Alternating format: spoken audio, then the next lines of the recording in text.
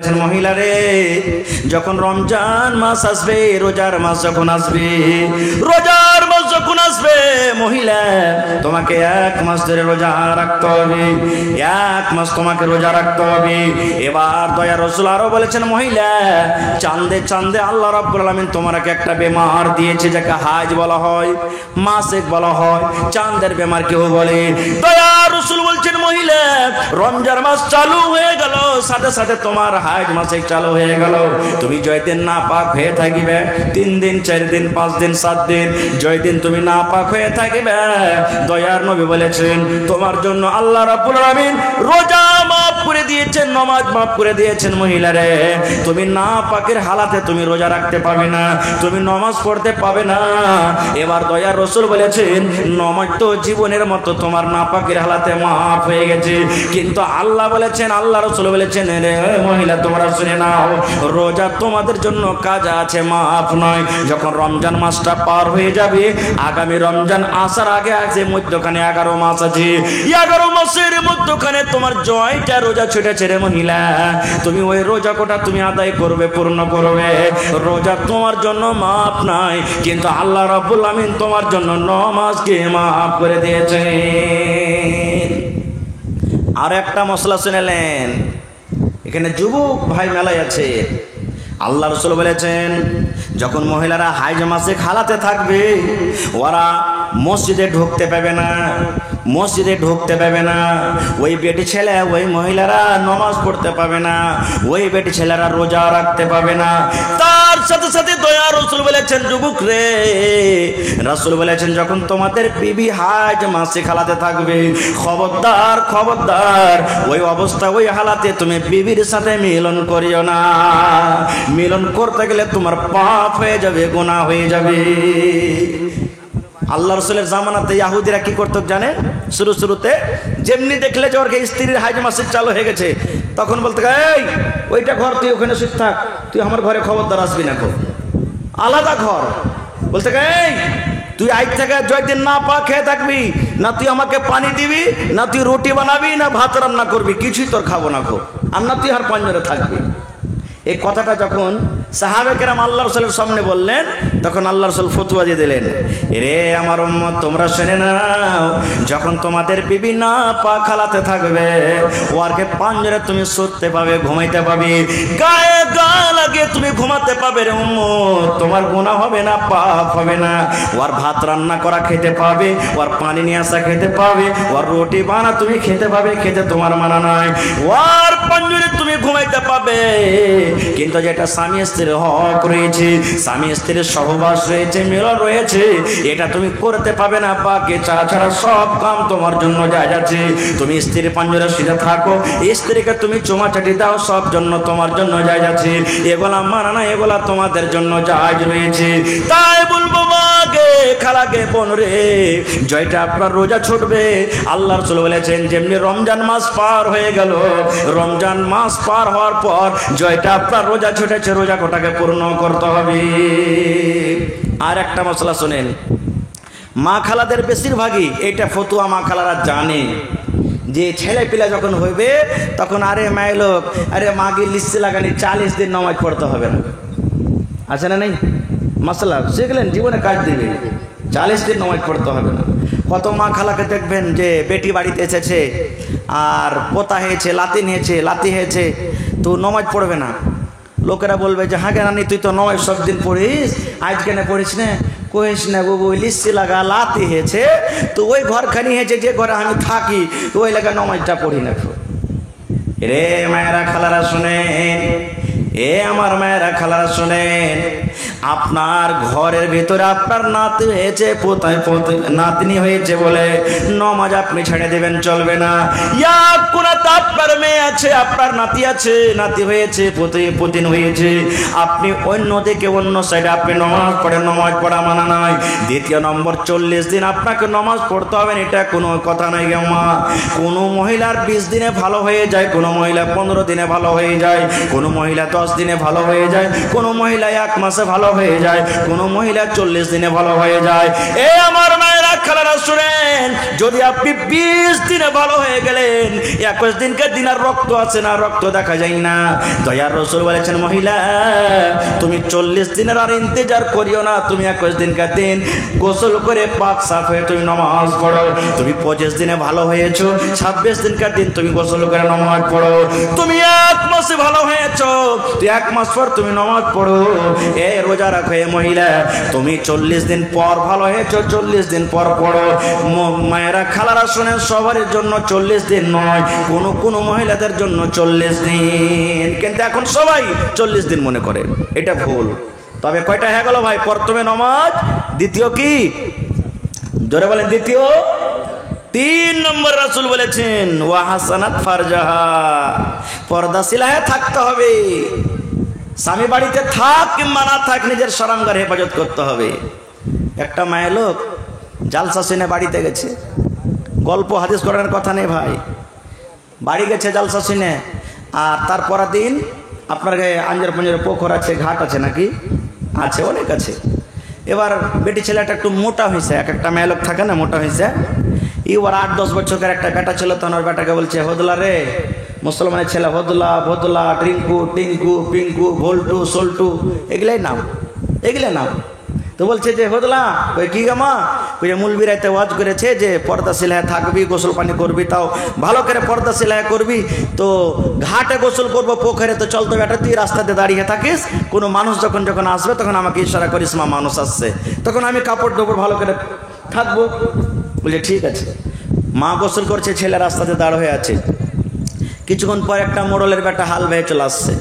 ছেলেটা বলছে মা তো কয়েছে ইশারা করিস, মা মা মা মানুষ আসছে, মা সাবধান মানুষ আসছে। ওর মা কাপড় চোপড় ভালো করে পিনতে টিনতে দেখছে, তো মোড়লের বেটা হাল বেয়ে চলেছে। মেয়ে লোকটা ওর মাটা উঠে এসে পানি থেকে ছেলেটাকে দু হড়া মেরা বলছে, গোলামের বেটা গোলাম, তোকে বলেছে মানুষ আসবে তখন বলিস এটাকে মানুষের মরার বেটা মরো, এটা তো আমার গ্রামের মোল্লের বেটা, প্রত্যেকটা হাল বেয়ে যে দেখে বেড়ে, এটা কি মানুষ? মানুষ হলো না। আবার কিছুক্ষণ পর দেখছে তো একটা লোক ধাগাওয়ালা ডিম কিনা গ্রামে চলে আসছে, ধাগাওয়ালা আসছে না গ্রামে চলে আসছে। ছেলেটা বলছে মা মা মানুষ আসছে সাবধান। আবার ওর মাটা একবারে কাপড় টাপড় পরে রেডি হয়ে গেছে, দেখছে তো ধাগাওয়ালা চলেছে, ওইটার করে আবার ওকে দু চড়ে মেরেছে। আরে লিস্তি লাগার বেটা লিস্তি লাগা, তোকে বলছি যে মানুষ আসবে তখন বলিস এটা কি মানুষ নাকি? এটা তো গ্রামের ধাগাওয়ালা, কতদিন ধাগা লিয়েছে এর কাছে, ওটাও মানুষ হলো না। আবার কিছুক্ষণ পর একটা মৌলভী সাহেব একবারে সভাপতির মতন টুপি টাপি লাগিয়ে চলে আসছেন।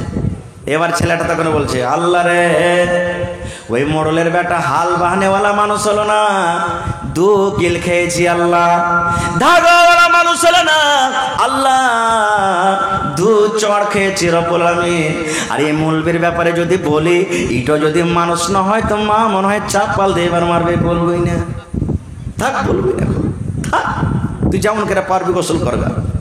এবার কিচ্ছু বলেনি যে মা মানুষ আসছে, মৌলভী সাহেব তো পাশে চলে গেলেন। এবার ওর মা কিন্তু দেখে নিয়েছে, আরে আল্লাহ কি হলো, এই মৌলভীটা দেখে নিল আমাকে। পানি থেকে উঠে একবারে ঠিকই চাপ্পাল পড়েছিল, দু চাপ্পাল লাগালছে। আরে মরার বেটা মরা, তোকে বলছি মানুষ আসবে তখন বলিস, যেগুলো মানুষ ওগুলোর ব্যাপারে বলছিস, যেটা মানুষ তার ব্যাপারে বলিস না। ছেলেটা বলছে মা গে আমি জানতে পারলাম না গে মা যে কোনটা মানুষ আর কোনটা মানুষ। বলছে মা গে মোল্লের বেটার দুটা হাত পা আছে, চোখ আছে গে মা, ওই ধাগাওয়ালারও দুটা হাত পা চোখ আছে গে মা, আর এই মৌলবীর দুটা হাত পা চোখ আছে গে মা। আমি ভাবলাম ওই দুটা মানুষ হলো না, মনে হয় মৌলবীও মানুষ নাই বলে আমি মা তোমাকে কিচ্ছু বলিনি। এই তো মা খালাদেরকে পর্দা, একটা মৌলবীকে দেখে পর্দা করবে, কিন্তু একটা মোসাহারকে দেখে পর্দা করবে না, একটা সাঁতালকে দেখা পর্দা করবে না, একটা কাপড়াওয়ালাকে দেখা পর্দা করবে না। এ মারা খালারা, আপনার মাথার চাঁদি থেকে নিয়ে পার তেলা পর্যন্ত পর্দা করার জিনিসকে মা ঢেকে থাকতে হবে। তাই দয়ার রাসূল বলেছেন মহিলা তোমাকে পর্দাশীল হয়ে থাকতে হবে, পর্দা করে থাকতে হবে। পর্দা কি জিনিসকে মা একটা হাদিসের কথা শুনিলেন, আল্লাহর নবী একদিন বসে আছেন, নবীর দুই পঞ্জরে নবীদের দুইজন বিবি বসে আছেন, স্বামী স্ত্রীতে গল্প। আমরা যেমন স্বামী স্ত্রীতে ঘরে আগুনেতে বসে বারান্দাতে বসে গল্প করি না, সময় হিসাবে গল্প করি কি করি না। আল্লাহ রাসূল বসে আছেন, দুদিকে দুটো স্ত্রী নবীজির বিবি বসে গল্প করছেন। গল্প করতে করতে হঠাৎ করে রাসূল বলছেন বিবিরাকে, বিবি রে ইহতিজাবা মিনহ, বাড়ির ভিতরে চলে যাও, পর্দা করো বিবি, তোমরা বাড়ির ভিতরে চলে যাও, ইহতিজাবা মিনহ। দয়া রাসূলের কথা শুনে দুইজন স্ত্রী বলছেন, ইয়া রাসূলুল্লাহ, আল্লাহ নবী গো, কাকে দেখে পর্দা করবো গো তুমি? আপনি হলেন আমাদের স্বামী, আমরা দুইজন হলাম আপনার স্ত্রী, এখানে অন্য তো কোনো লোক নাই, কাকে দেখে পর্দা করবো গো নবী? এখানে আশেপাশে কোনো মানুষ নাই।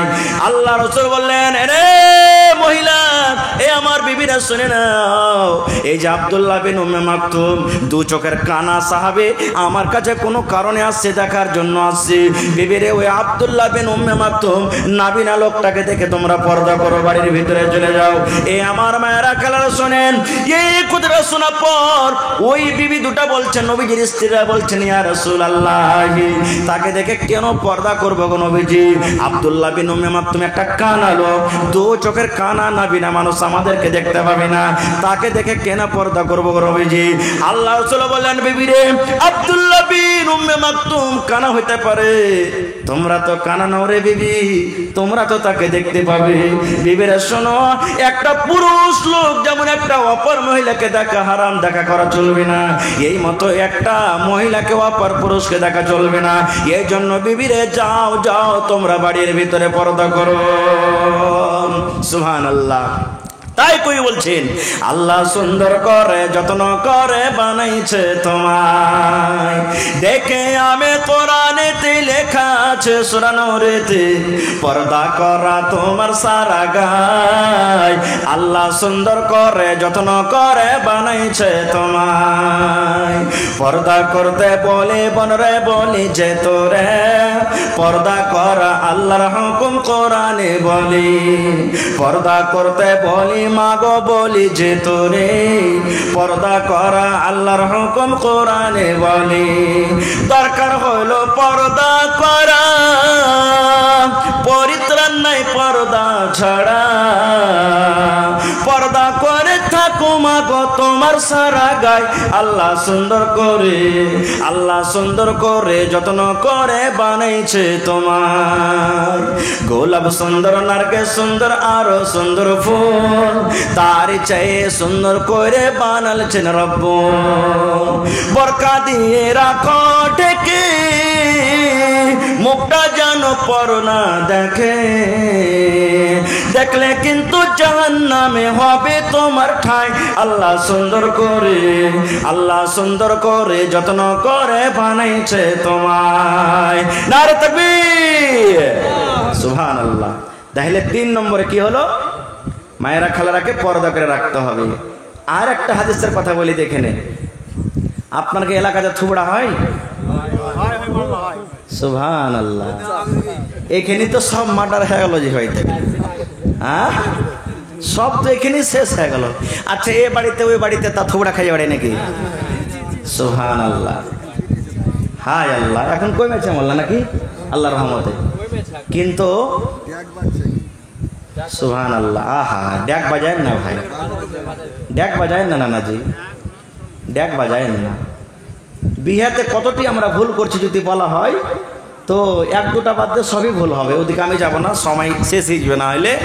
তবে একটা হাদিস বলি, মহিলারা যে থুবড়া করছে, মহিলারা যে এই বাড়ি থেকে ওই বাড়ি গীত গাইছে, তা আমি দেখতে পাচ্ছি যে আপনাদের কমিয়েছে নাকি, আছে না নাই? আমার সভাপতি সাহেব বসে আছেন, মৌলানা বসে আছেন, জিজ্ঞাসা করবেন, এটা আমাদের পকেটের কথা নেরা ভয়। আল্লাহর নবী বলেছেন, আদ-দাইয়ুসু লা ইয়াদখুলুনাল জান্নাহ। দয়ার রাসূল বলেছেন, কোন দাইয়ুস জান্নাতের ভিতরে যাবে না। যারা দাইয়ুস ওরা জান্নাতে যাবে না রে, দাইয়ুস জান্নাতের ভিতরে যাবে না। এবার বলবেন, মৌলানা দাইয়ুস কাকে বলে? দাইয়ুস আমাদের মতো ভাড়ুয়াকে বলে। বন্ধুরে, আমার বাড়িতে বেটার বিয়া লেগেছে, বেটির বিয়া লেগেছে, পুতিনের ভাতিজার বিয়া লেগেছে। আমার বেবি জোর জোর গলাতে গীত গাছে, আমার বেবি ডিজের সামনে ডান্স করে। আমার স্ত্রী ওপার বাড়িতে একটু ক্ষীরের জন্য, একটু আন্দাসার জন্য থুবড়া খাইয়ে বেড়ায়, তবু আমি বেটিকে আমি বাধা দিই না, আমি স্ত্রীকে রোগী না, আমার স্ত্রীকে আমি মানা করি না। যা মনে লাগে তাই লাগে, আমার চোখের সামনে আমার ছেলে আমার মেয়েরা নাচ গান করে, শরীয়ত বিরোধী কাজ করে। একবারও আমি নিজের স্ত্রীকে, নিজের মাকে, নিজের বোনকে, নিজের বেটিকে আমি মানা করি না। আল্লাহ রাসূল বলেছেন, রে উম্মত, তুমি হলে দায়ুস, তুমি হলে দায়ুস, তোমার মতো লোক কিয়ামতের দিন আল্লাহর জান্নাতে যাবে না। বুখারী শরীফের একটা হাদিস শুনেন, কথাতে কথা চলে আসছে। আপনার এলাকাতে মির্গিওয়ালা কোনো পেশেন্ট আছে? মির্গির রোগী কেউ আছে? দেখবেন যে মির্গির রোগটা বেশি যেখানে পানি থাকবে, আগুন থাকবে, লোকজন ভিড় ভাড় বেশি থাকবে, সেখানে উঠবে বেশি। এই যে খাড়িয়া আছে, বসে আছে, কাঁপতে কাঁপতে কাঁপতে কাঁপতে দাঁতি মুতি লেগে বেহুঁশে পড়ে যাবে। আল্লাহ রাসূলের জামানাতে একটা মহিলা দেখতে কালো, তার কাছে মির্গির রোগ আছে, মির্গির বেমার, বুখারী শরীফের হাদিস। সেই মহিলা আল্লাহ রাসূলের কাছে চলে গেছেন, যাওয়া পড়ছেন, ইয়া রাসূলুল্লাহ, এ আমার ভোলামারি গায়ের মায়েরা খালারা শুনেন। আল্লাহ নবী বললেন, সেই মহিলা বলছেন, ইয়া রাসূলুল্লাহ, আল্লাহর নবী গো, আমি একটা মহিলা মানুষ, আল্লাহ আমাকে রোগ দিয়েছে। কেমন রোগ গো নবীজি? আল্লাহ আমাকে মির্গির রোগ দিয়েছে, আল্লাহ আমাকে মির্গির বেমার দিয়েছে, আমার কাছে মির্গি আছে। নবী গো, একটু আপনি আল্লাহর দরবারে দোয়া করেন। আপনি দোয়া করতে গেলে আল্লাহ দোয়া কবুল করবে, আপনার দোয়া রদ হবে না। নবী গো, একটু আপনি আমার জন্য দোয়া করে দেন, আল্লাহ যেন আমার অসুখটাকে দূর করে দেয়, আমার যেন এই মুসিবতটাকে আল্লাহ দূর করে দেয়, আল্লাহ যেন আমার এই বেমারিটাকে দূর করে দেয়। নবীজি, একটু দোয়া করেন আপনি আমার জন্য, আল্লাহ যেন আমার এই বেমারিটাকে দূর করে দেয়। রে আমার মায়েরা খালারা ভাইরা শুনেন, নবী যখন কথাটা শুনলেন, দয়ার নবী দুটা পয়েন্ট দিয়ে দিলেন, রাস্তা দিয়ে দিলেন। রে আল্লাহর বান্দি, আল্লাহ তোমাকে রোগ দিয়েছে, বেমার দিয়েছে। রে মহিলা, তুমি যদি সবর করো, এই রোগ দিয়েছে আল্লাহ তোমাকে, সবর করো, ধৈর্য ধরো, তুমি সবর করে কষ্টতে দিনটা কাটিয়ে দাও, তার বদলাতে আল্লাহ রাব্বুল আলামিন তোমাকে জান্নাতের ভিতরে ঘর দিয়ে দিবেন। আর মহিলা রে, তুমি যদি আমাকে বলো, নবীজি না, দোয়া করে দেন আমি যেন ভালো হয়ে যাই, আমি নবী দোয়া করব, হয়তো তুমি ভালো হয়ে যাবে। এরে আল্লাহর বান্দি, তুমি কি চাও, কোনটা চাও, দয়া করে বলো।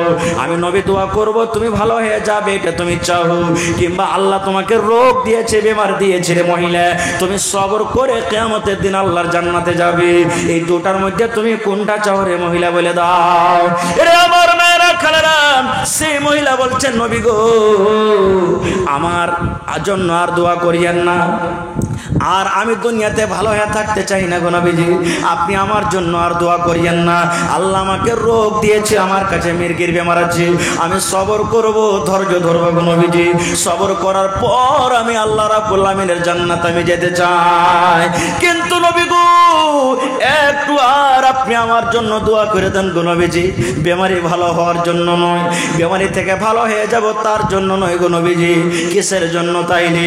সেই মহিলা বলছে, নবী গো, আমি একটা নারী মানুষ, একটা মহিলা মানুষ, আমার মাথার ছানি থেকে নিয়ে পাঁচ তেলা পর্যন্ত আমাকে পর্দা করে থাকতে হবে।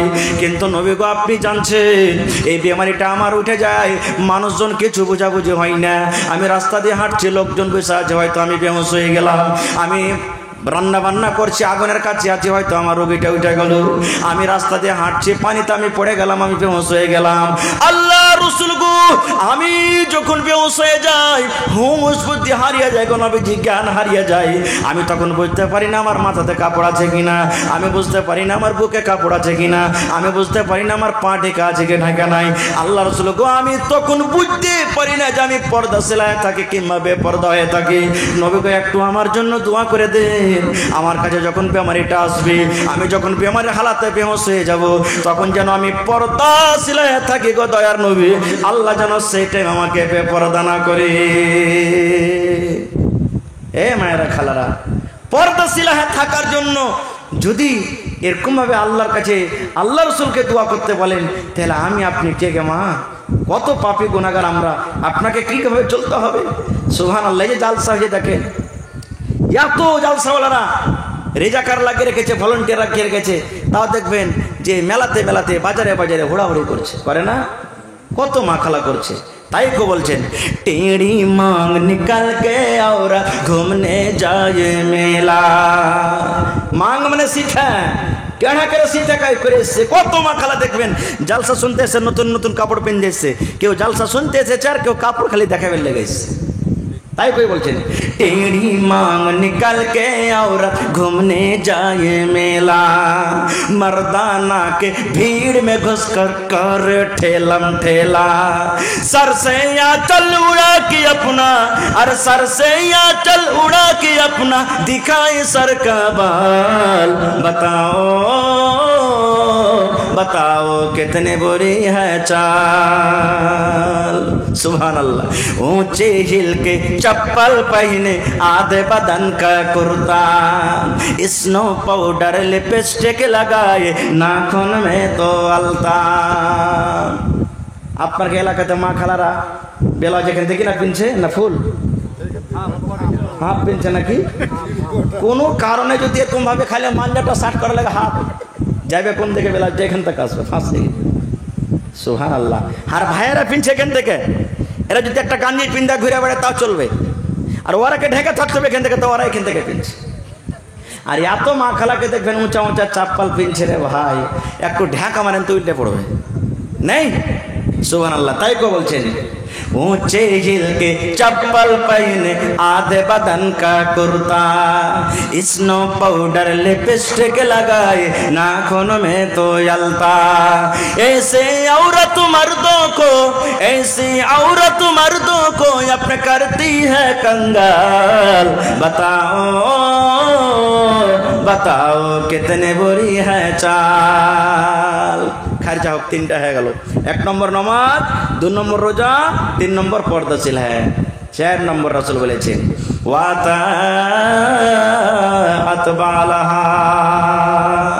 যে মহিলা নিজের স্বামীর খেদমত করবে, এই বেঁচে থাকা কালে যে মহিলা নিজের স্বামীর খেদমত করবে, স্বামীর কথা মতো চলবে, দয়ার রসুল বলেছেন ওই মহিলাটা আল্লাহর জান্নাতে চলে যাবে।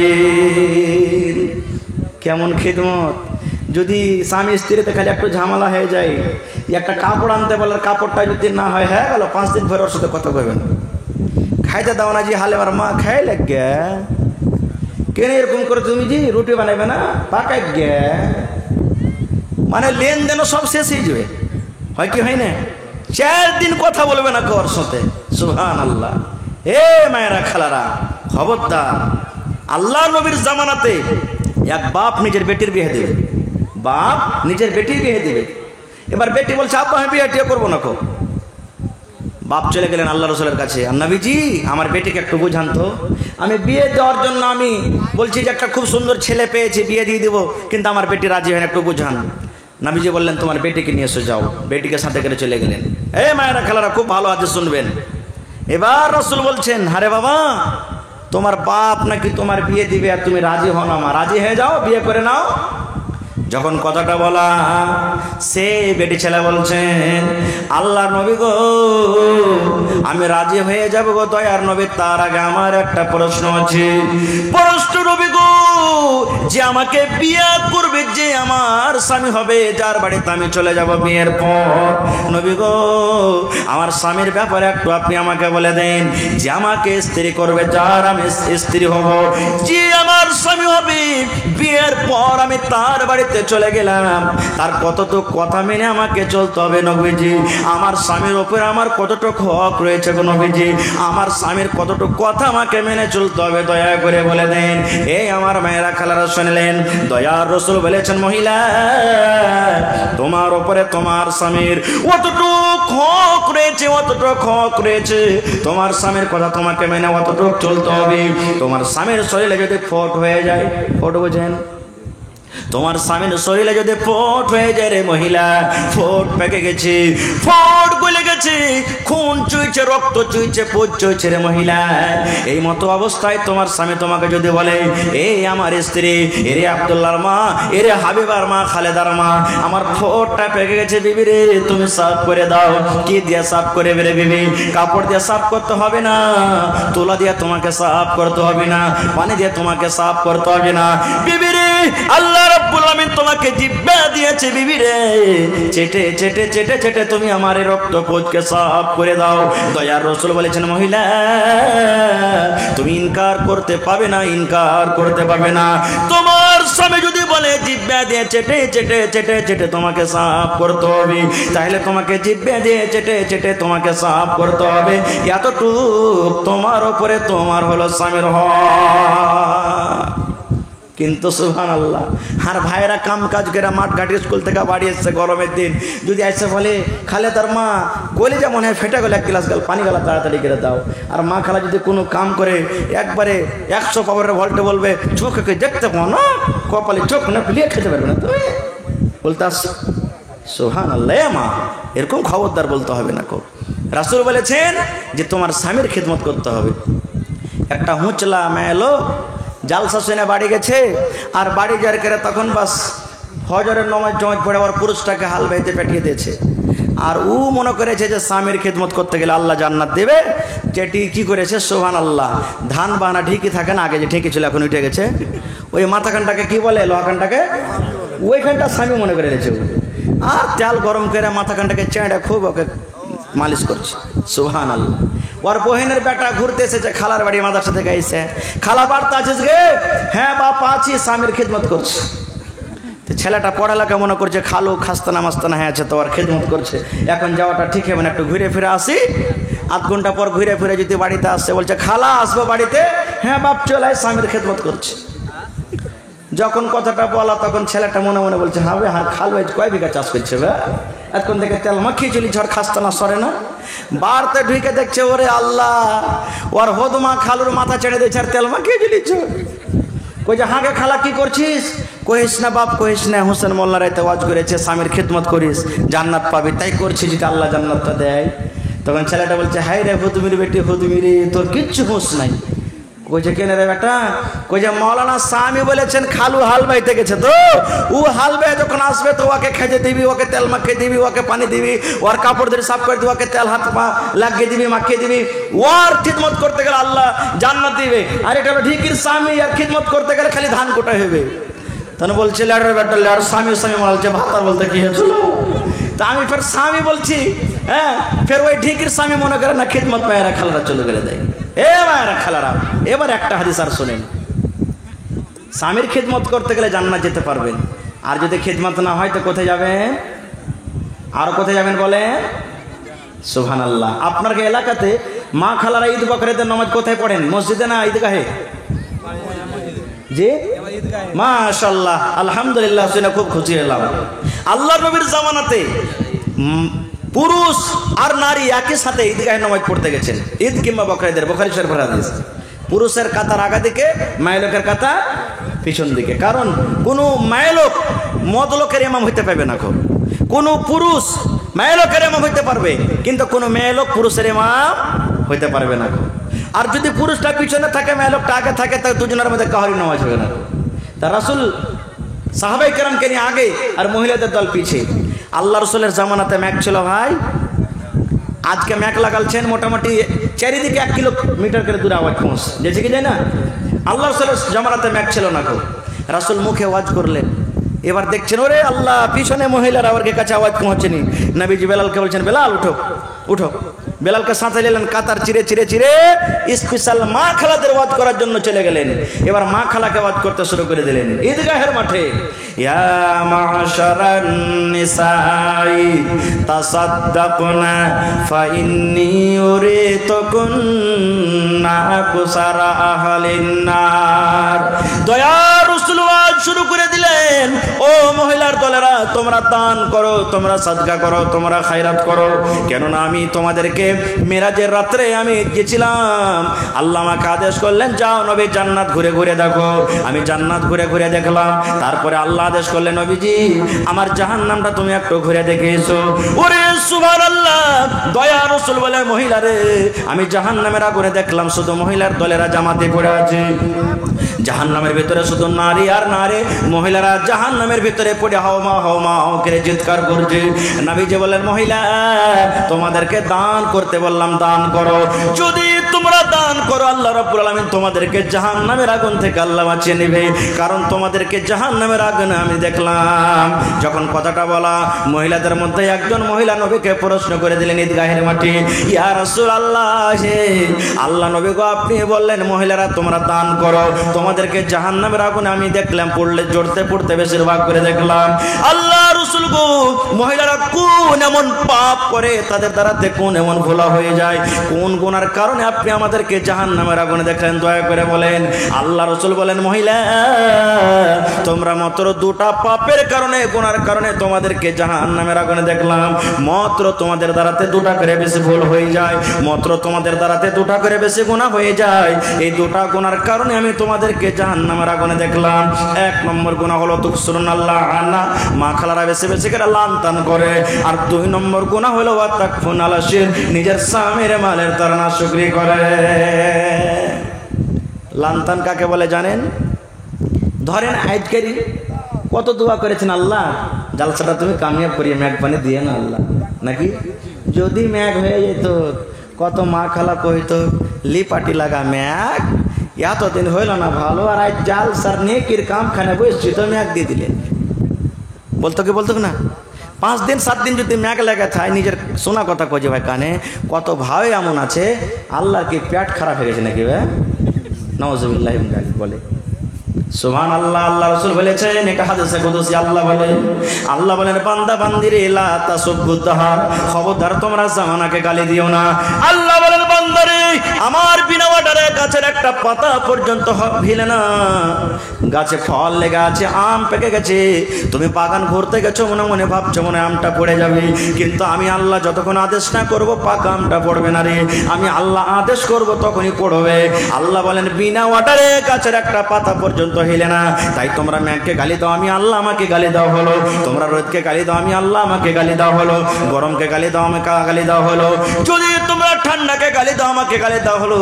আল্লাহ বলেন খবরদার খবরদার তোমরা মেঘ পানি গরম ঠান্ডাকে গালি দিও না। 2 নম্বর নিজের স্বামীর মালের নাশুকরি করা। স্বামীর মালের নাশুকরি কিভাবে করবেন জানেন? ধরেন আমার কোনো ভাই লাভা চলে যাবে, কোনো কামে কাজে দিয়েছে, কাঠিয়ার দিয়েছে, স্ত্রীরা বলছে আব্দুল্লাহর বাপ এখানটা কাপড় গালা লিয়ে আসিও তো আমার লেগে। যদি কাপড় নিয়ে চলে এলো তো আলহামদুলিল্লাহ, আর না নিয়ে এলে তো দেখবেন পাউরুটি বিস্কুটের মতন মুখখানটা যে ভারী হবে না, সুবহানাল্লাহ বলার শেষ নেই। গ্রামে চুড়িওয়ালা এসছে, হালেমার মা চুড়ি নেই যে ভেঙে গেছে, এক জোড়া চুড়ি গালা দিয়ে তো এক ডাব্বা, হাজি টাকা পয়সা পকেটে নেয় অন্য দিন লিও। মা খালারা কি বলবেন জানেন? এ মিনসা এ হুদমা এ মুখ পড়ার বাড়তে জীবনে খ্যাস্টার বাড়তে সুখ শান্তি পেন রে মেয়েরা খালারা। আল্লাহ রাসূল বলেছেন মহিলা রে, ইয়ার আগে তোমার স্বামী তোমাকে কত ভালো ভালো খাবার দিয়েছে, কত ভালো ভালো পরার দিয়েছে, রোদে বাতাসে ঠান্ডা গরমে পানিতে কত কষ্ট করে তোমাকে দিয়েছে, কিন্তু একদিন না পাওয়ার কারণে সুবহানাল্লাহ তোমরা নাশুকরি করে আছো। এই জন্য রাসূল বলেছেন এই গুনার কারণে তোমাদেরকে জাহান্নামের আগুনে দেখলাম মহিলা রে। তাই যদি তোমরা দান করো, সাদকা করো, আল্লাহ রাব্বুল আলামিন দান করার কারণে তোমাদেরকে জাহান্নামের আগুন থেকে বাঁচিয়ে নেবে। এবার কে বললেন দান করো? আল্লাহ। আল্লাহ জোরে বলেন আল্লাহ। মানুষ জালসা শুনতে এসেছেন তো টাকা নিয়ে এসেছেন, নামাজ পড়তে কয়টা টাকা নিয়ে যায় কে? কিন্তু রাসূল বলছেন দান করো। হযরত বেলাল বললেন সুবহানাল্লাহ, ওই ঈদগাহের ময়দানে আমি তলিয়া বিছিয়ে দিলাম, আমি রুমাল বিছিয়ে দিলাম। ওই মহিলারা যার কাছে টাকা ছিল টাকা দিতে শুরু করলো, যার গলাতে হার আছে হার খুলে দিয়ে দিলেন, যার নাকের আছে নাকের খুলে দিয়ে দিলেন, যার কানে আছে কানের খুলে দিয়ে দিলেন, যার পায়ে পায়েল আছে খুলে দিয়ে দিলেন, যার হাতে আংটি আছে খুলে দিয়ে দিলেন, যার কাছে যা গয়না কটা ছিল সুবহানাল্লাহ জাহান্নাম থেকে বাঁচার জন্য সমস্ত গয়নাগুলো খুলে খুলে খুলে খুলে আল্লাহ নবীর সামনে দান করে দিলেন। আজকে এই মাদ্রাসার জন্য আর একটা হাদিস আপনাদের সামনে বলি, তারপরে তো একটা কথা বলবো। আল্লাহ রাসূল বলেছেন ইমরাতুন ফাহিশা, একটা বেশ্যা নারী, রান্ডি বেটি ছেলে জেনা ব্যভিচার করত, রাস্তাতে হেঁটে চলিচ্ছে, যেমন আপনার রাস্তা, আপনার থেকে ইন্দারা তো নাই মনে হয় এখন বলো না, আগে ছিল, এখন নাই। কিন্তু আর মৌলানা স্যার জানছেন যে ইন্দিরাতে কত কষ্ট করে পানি তুলে খেয়েছে, কত দূরে দূরে ইন্দিরা। তো ইন্দিরাতে পানি তুলতে গেলে রশ্মি লাগবে, ডোল লাগবে, লাগবে না? লাগবে না? তো বেটি ছেলেটাকে পিপোসা লেগেছে, রাস্তা দিয়ে হাঁটছে, উম্মত রে, যদি তোমার কুকুর বাড়িতে ঢুকে যায় আর তোমার গামলাতে মুখ দিয়ে দেয়, ওই গামলাকে তোমাকে 7 বার ধুইতে হবে গে মা। রাসূল বলেছেন তোমার রুটিতে মুখ দিয়ে দেয়, কুকুরের রুটি খেও না, ফেলে দাও।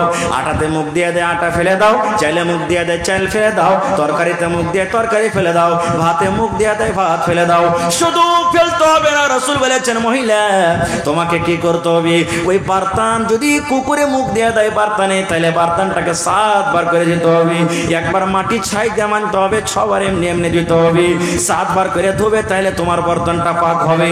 এবার বলবো আমার ভোলাবাড়ি এলাকার মায়েরা, খালারা, ভাইরা, কি এরে মা, এরে খালা, এরে ভাই, এরে বোন, যদি একটা কুকুর, এত নাপাক জানোয়ার, বর্তনে মুখ দিতে গেলে 7 বার করে দিতে হবে, এত নাপাক জানোয়ার, এরকম কুকুরকে যদি পানি পান করায় আল্লাহ গুনাহ মাফ করতে পারে, জান্নাত দিতে পারে। তবে যেখানে কোরআনের পড়া হয়,